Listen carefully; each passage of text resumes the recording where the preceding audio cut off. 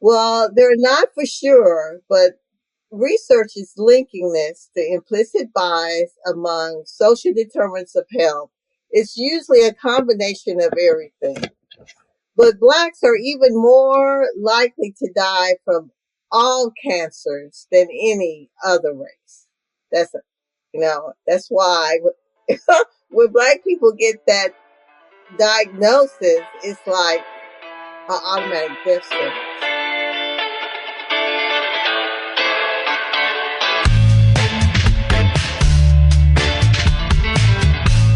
Clock in, scrub up, and join us behind the red line. You're listening to First Case, a perioperative podcast bringing you exciting interviews, engaging discussions, and innovative solutions that are changing the way patients receive surgical care. Each episode, we talk to frontline staff, perioperative leadership, and nursing entrepreneurs from across the country as they share their stories, experience, and expertise on the industry we love. From the back table to the boardroom, from wheels in to wheels out, we tackle the real-life issues affecting the OR. Whether you're tuning in for surgical service education or inspiration, we're glad you're here. And now it's time to roll back and start the first case. On this week's episode of First Case, we are sitting down with Darlene Murdock, staff nurse at Memorial Hermann Hospital in Houston, Texas. And we're going to be discussing the topic of implicit bias and really discovering how our own internal biases affect patient care. Chris, is implicit bias something that you have ever discussed before? Yes, as an educator, not in myself, but no, just kidding.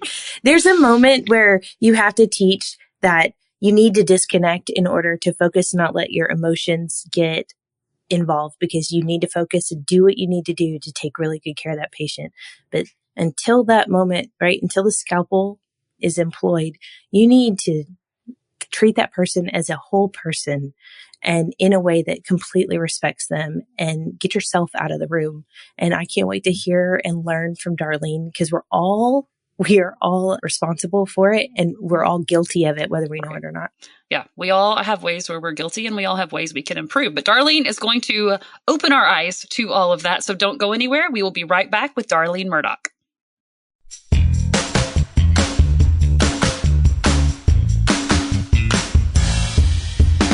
Hi, I'm Chris Blevins. And I'm Melanie Perry. From the studios of Healthcare HQ, you're listening to First Case.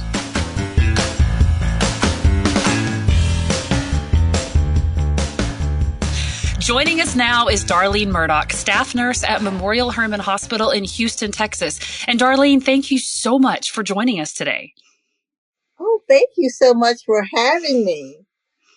I am super excited to have this conversation today. And honestly, it kind of goes back to Periop Connect in October of last year. And also, let me just throw a plug in there for Periop Connect in 2025. If you get a chance to go, you certainly should. That was a phenomenal regional conference. But you gave a presentation last year in 2024 about implicit bias. And I sat in your presentation and learned quite a lot and had a lot to think about. And as I was putting my thoughts together around this theme of understanding our patients and how we can better provide holistic and considerate patient care, I thought, well, what better conversation to have than to talk to Darlene about implicit bias? So I think it really fits in with our overall theme, and it's a really good way for us to understand ourselves as we are trying to understand and care for our patients. But before I just tell the whole thing and give the whole podcast away, why don't you go ahead and introduce yourself to everyone? Oh, well, thank you, Melanie. I'm so excited to be here. Implicit bias is my passion. So I am presently ARN President-elect, but I'm not speaking as ARN President-elect or as a spokesperson for ARN. I'm speaking as an individual nurse because I'm passionate about educating others about implicit bias. Right now, I am a staff nurse at Memorial Hermann Hospital, like you said. And up until recently, I was a member of our high-performing trauma team. And, we're one of the busiest level 1 trauma centers in the nation. And, Houston is one of the most diverse cities. It is very diverse, for sure. But up until recently, I was a staff nurse on the trauma team. But, and I love doing direct patient care, but my back says otherwise. I think we can Amen. all agree. God, So yes. now I'm working on another high performing team at Memorial Hermann in the business office, saving money instead of saving lives and limbs. Saving money and saving your back. It's a Right. win-win, right? Equally necessary, I will say. Yeah. So that's it. I'm just a passionate staff nurse trying, implicit bias affects patient outcomes. And that's what I want to change. I really agree that implicit bias can affect patient outcomes. And ultimately, I think that that is why it fits so well with the theme of this season as we look at understanding how to better care for our patients and what our patients need in their care to have a good outcome. But we've also thrown this term around a lot too. We've said implicit bias 45 times since we started, but there might be people who don't actually know this term. So why don't we back up a little bit and define what implicit bias actually is? Well, implicit bias is unconscious. That's the key. Unconscious, meaning you're not aware that you have them. It's unconscious attitudes, associations, and beliefs. It's kind of like stereotyping, but it leads to behaviors and actions that are unfair, unwarranted by healthcare providers. That's a great definition. And I think that it makes you hold your breath for a minute because as caregivers, we all are like, I'm here to help people. It's the whole reason why I chose, the field I'm in. But can you tell me how our biases, even if they are maybe unaware?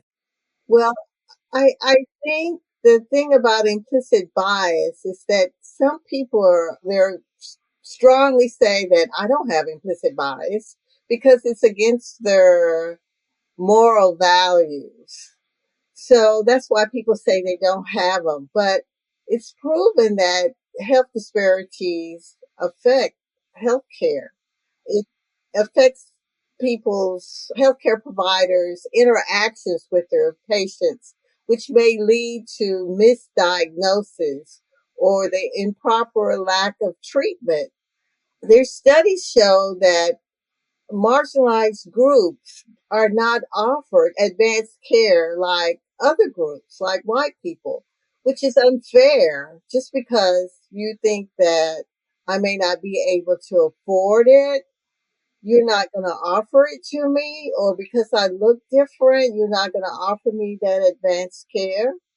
So that's how it contributes to health disparities. Well, and I can even say that we witness this in education, which I'm an educator for surgical technology, and there are even implicit biases in my field where you have to watch it because I think that I have witnessed some educators that think that because a student may come across as someone who does not come from an affluent background, that then equals their lack of intelligence. And so therefore your expectations of their ability to, absorb the information at a level that you're giving them isn't going to be there like a student that maybe appears to come from a different socioeconomic background. And so, we see those unfortunate assumptions made even in my field. And so I wonder, can you give examples or how are you seeing these implicit biases negatively affecting patient care specific to the hospitals?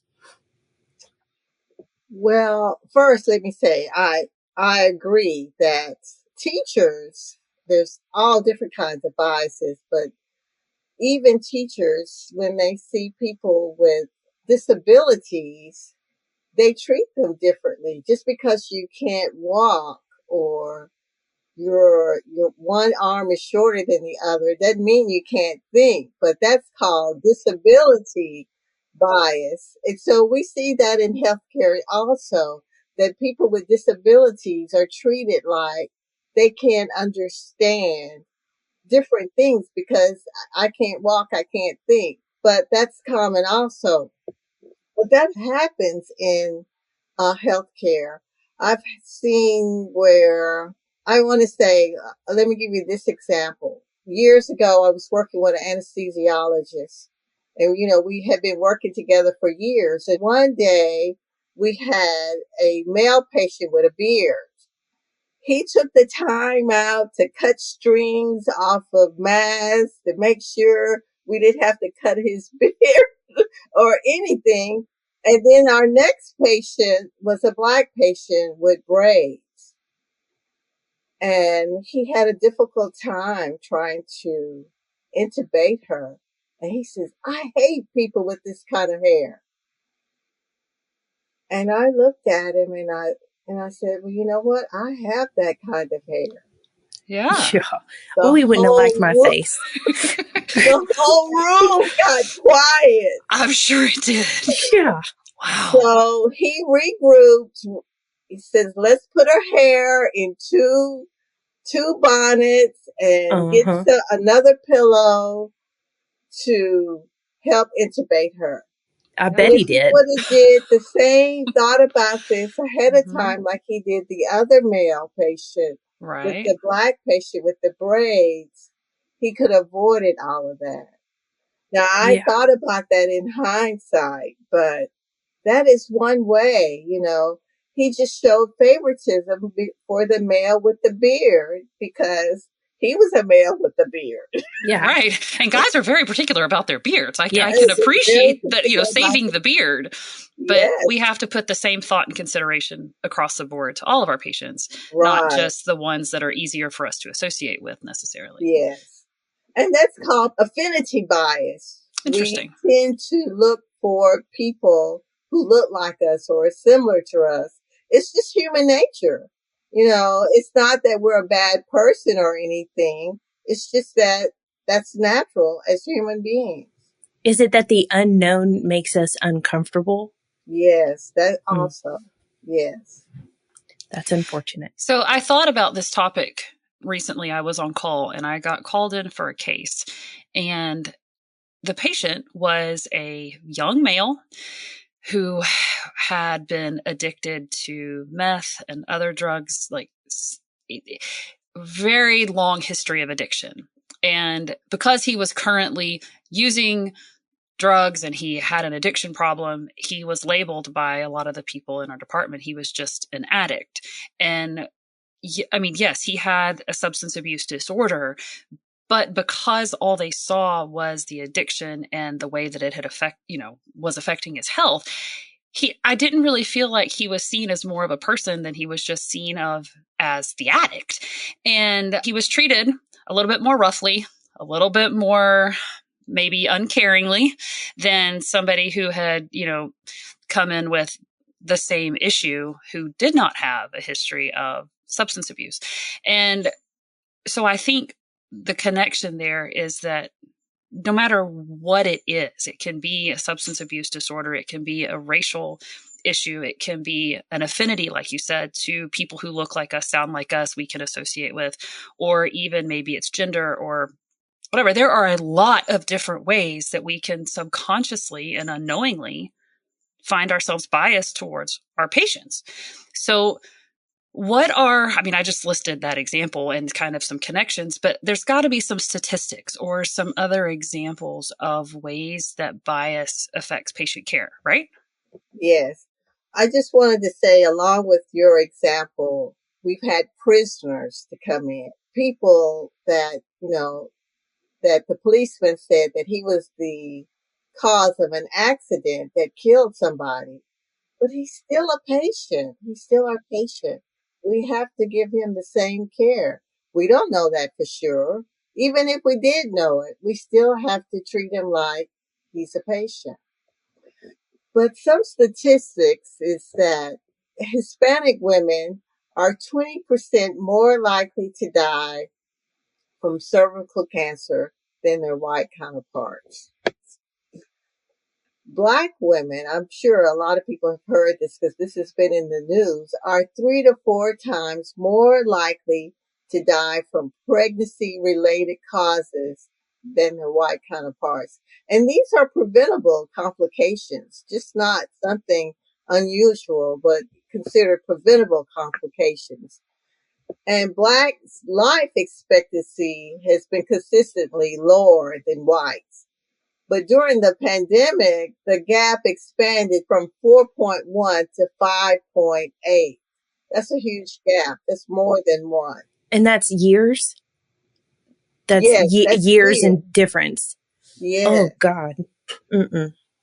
Well, Yeah. they're not for sure, but research is linking this to implicit bias among social determinants of health. It's usually a combination of everything. But Blacks are even more likely to die from all cancers than any other race. That's, that's why when Black people get that diagnosis, it's like an automatic death sentence. And that's heartbreaking. Is that It's because heartbreaking. of a lack of access in the community to certain treatments and care, or is it lack of providers offering the same treatments to their Black patients that they would to other patients, or is it a combination of both? I think it's a combination of everything. And like I said before, marginalized people are not offered advanced care. So instead of offering them surgery and chemo, they might just offer chemo. Well, and also I think if you are in that marginalized community and you know that this is going on, you may be less likely to go seek care early because you don't think you're going to be listened to anyway. And so then that delayed action can catapult, it's a domino effect too, right? Because if you think nobody's going to listen to me anyway, then why even go? I think there are some of those issues on top of it as well. And it's a horrible tornado of things that could absolutely be prevented, which is scary. Right. Now, I said a lot of statistics about Black people, but when I do these talks, people always say it's not about black and white. It's not. It really isn't. I hear the same thing for elderly people. They are not given the choice of advanced care because of their age. So it's definitely not just a black and white thing. No, and even I think it's not even with you talk about ethnicity and you talk about age, like we've seen people that are non-English speaking and, it's one of my famous soapboxes, but where She has several. I have several, but and we'll talk about microaggressions in a minute. I'm probably really bad about that, but where, if you're a non-English speaking patient, and I have seen my colleagues that, so I'm going to talk to you louder and more aggressively because that's going to make you all of a sudden understand the English language. And by the way, we're Southern, so that makes it even worse. So there's those kinds of things that are very irritating to me. And maybe it's because I lived in a foreign country for 6 years, didn't speak that language. So I have a little bit of a sympathetic, mind. But if someone spoke German to me louder, that was not going to make me all of a sudden understand Deutsch. That's not how that works. Yes. Yeah. Yeah, I have been in a situation at Expo where I was speaking to some Chinese nurses and we had a translator. I mean, you feel so dependent on the translator because you don't know what is being said. You don't know what's going on. So, that moment really made me reflect on patients who come in and they're relying on a translator, trying to understand what's going on, sometimes in a life and death situation. So it's scary. Yeah, it is scary. And to try to provide sympathetic and genuine care when your words are going from you to for us, we've got this tablet on wheels thing that basically they have to then sit there and read what it is that we have said and so it just takes some of that ability to connect away. And then you also wonder, can my patient, do we actually ask if they're able to read as well as we're using something that's putting what we're saying into written form so that they can understand it? And there's a lot of things that we don't think about. And then, but if we put ourselves in the place of the patient who's in the facility who doesn't speak our language, or the patient who's in the facility who is a different ethnicity than all of the people surrounding them. My mind goes to our Muslim patients, especially after events like 9/11 and other things that have happened in the news, and how do they feel in an American country receiving care after things like that have happened. Anyway, all of these different experiences of different people, what is it like to be in the patient's shoes when they are trying to receive the care that they need? Yes. Yeah. Well, one thing, we have that same rolling tablet like you do.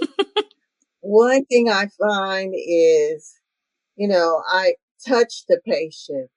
I have been a patient where the doctor wouldn't even look me in the eye or even hold touch me. So I think, just giving that touch, holding their hand while you're talking to them, looking them in the eye, that makes a difference. Yeah. That makes that connection. Well, in our field as surgical technologists, we don't always get that interaction with the patient prior to them rolling back.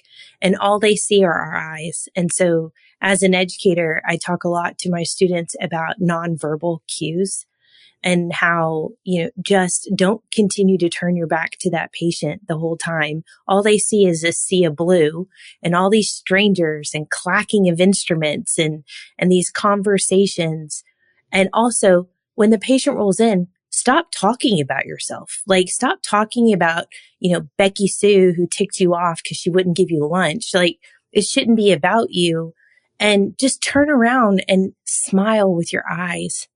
Just acknowledge that patient, talk to them. They're probably on Versed. They're not going to remember it, but like in the moment, they're going to have feelings. Give them acknowledgement so that they understand that A, you're human, and B, you're acknowledging them as a fellow human.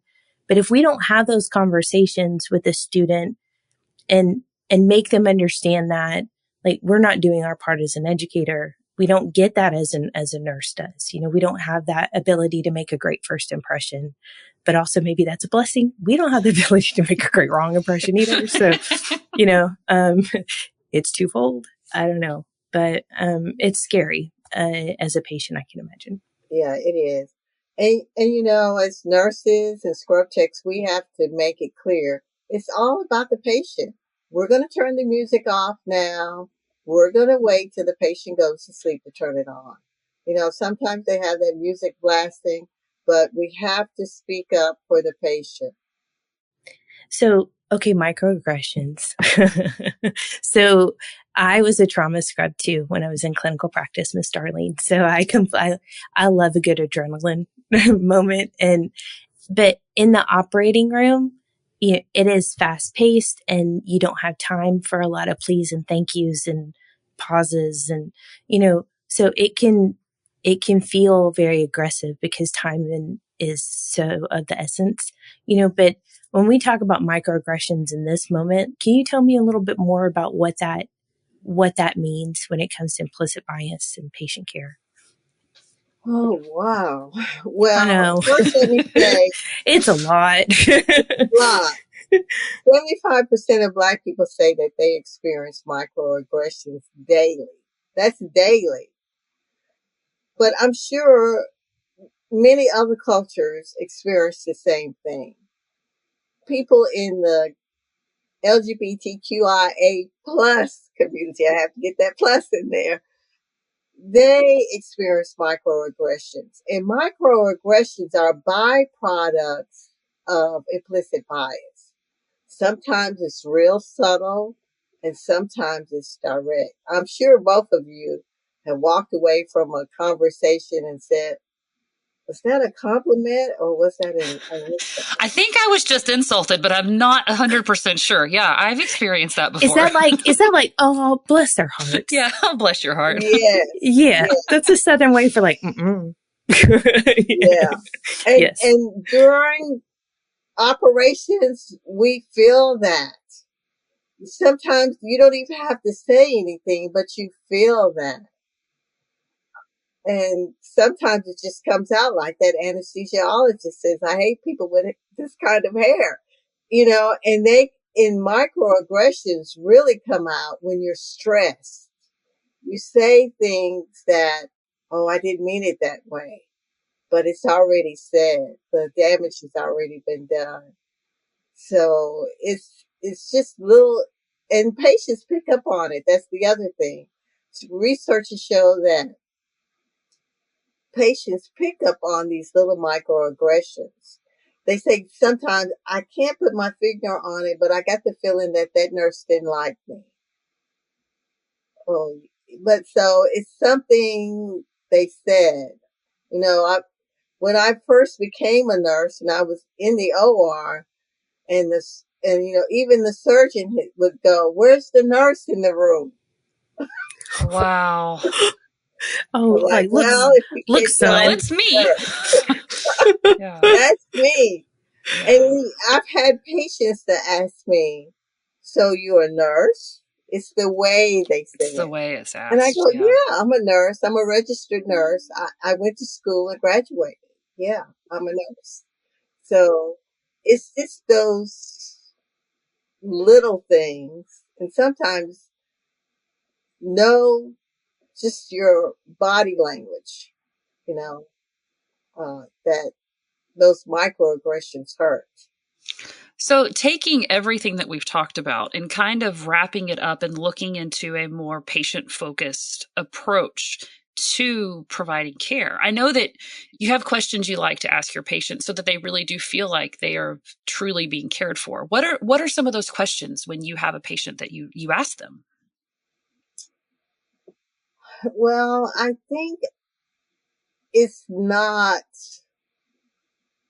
the questions I ask. I think it's how I ask. And I'm a big believer in active listening. Repeat back to them what they just said. And I want to make sure I understand what you just said. What's important to you? What name you want to be called? And then making sure that everybody on the team knows that this person wants to be called him or she or whatever. It's making sure that everybody knows what's going on. I'm a big person on active listening, like I said. We've got to listen to understand the patient.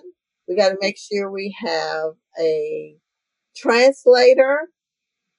We got to listen to respond. Listen with your heart sometimes. One time I had a patient, I guess I was listening, actively listening with empathy. I could feel his pain, his emotion. He was in so much pain. Sometimes when I think about it, it hurts. You can feel things in their voice, in their grimaces, in their body language. You have to pay attention to all of that. Make sure that they know that they are the center of your attention, and be mindful of your microaggressions. That's why sometimes it's important to find out what your biases are so that you're very mindful of them. Well, and that kind of leads into the next question. How do we do that? How can we become more aware of the biases that we aren't even aware that we have? Well, there's a lot of things out there now. There's the IAT test, the implicit association test. There's one by Harvard that's very popular that you can take. Now, the IAT test kind of measures your past history, how you relate things. Like, that's why it's called an association test. There's been some rumors that it measures how racist you are, but that's not true. And the other thing, the other thing is that when you take the test, you don't have to tell anybody you took the test.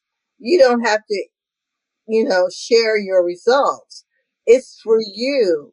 To me, addressing your implicit bias is a personal or professional thing because it's a decision you have to make. The first step is awareness. Take the test and see where you are and what your biases are, what you need to work on, and keep those in mind when you are talking to your patients and your coworkers, because your coworkers pick up on it also. Like I said, when you walk away from a conversation, you said, "Oh, was that a insult or a compliment?" Think about turn that around on yourself, and then share your culture with other people so that they'll know. And tell, I could told a coworker, that wasn't nice of you to say that to her. It takes really honest relationships, right? Doesn't it? Yeah. Yes, yes. But it sounds like it takes a lot of just introspection and to pause after relating with people and just think, like, how did I handle that situation? And how did that make me feel? And also, like, maybe I didn't make that person feel very good, and having those quiet moments after, conversations with patients or these situations and reflecting and then choosing to handle it different next time. We never learn when we're doing things really well, right? We always learn when we're screwing up.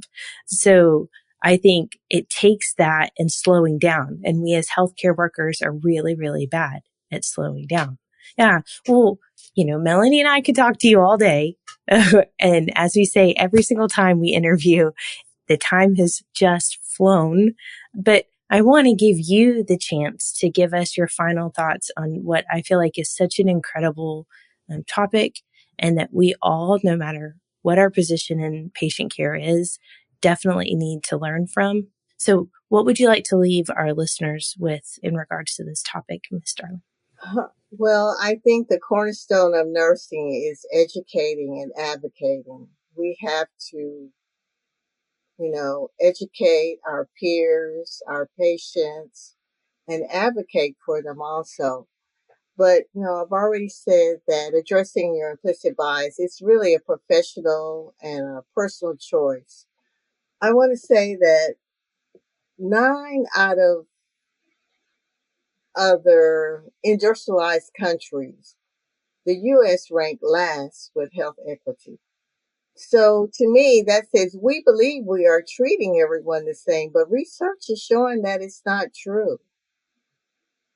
So we need to get on the ball and find out what our implicit biases are and do our part in advocating for health equity. So I challenge all the healthcare professionals out there to find out what your biases are. Take an IAT test. Research shows it's best to take more than one. So find out what it is so you can do your part in advancing health equity. Awareness is the first step. Another thing is, ARN has a new guideline out about ERAS. It standardizes care. That's another key. We need to advocate for standardized care. That puts all the thinking out of it. You just go by the protocol. So Yes. That's another thing we should be advocating for as nurses, especially as perioperative nurse. So find out what your implicit biases are.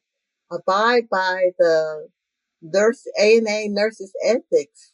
We got to treat all patients the same and provide them all the best care possible. Darlene, you said it best. I don't think we could have said it better. And I challenge those of you listening to take her up on this and take a test. It might be a little humbling. It might be a little surprising, but ultimately your patients are going to win and you are going to come out on top if you can have some self-awareness and garner that to improve the care that you provide. So Darlene, thank you so much for joining us today. Oh, thank you so much for having me. I hope our listeners take that IAT test. I'm going to take it. Yeah, we're going to take it. Okay, great. It's surprising. I'm sure it will be. Yeah. Okay. There we go. All right. Thank you, Darlene. Thank you so much for having me.